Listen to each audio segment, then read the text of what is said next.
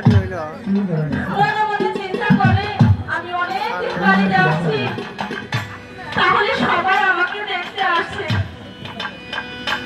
ভেতর বাড়ি থেকে তার ভাই বোন সবাই বের হয়ে আসলো। তখন মনে মনে চিন্তা করে যে মা আমাকে এক নজর দেখার জন্য এত কান্না করলো, কোনো কিছু জানো না, সে মা একটা ভাড়া আমাকে দেখার জন্য আসলো না।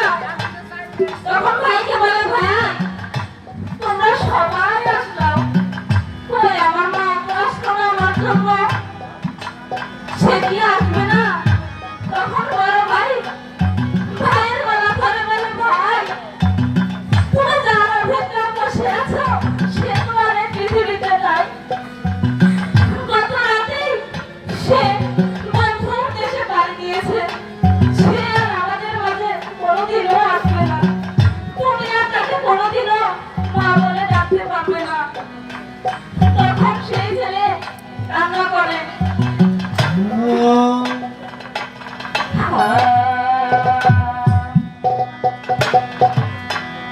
ময়না ময়না ময়না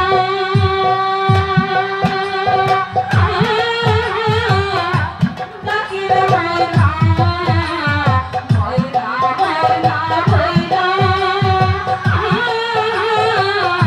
ডাকিরে ময়না, ময়না ময়না একবার যা তুই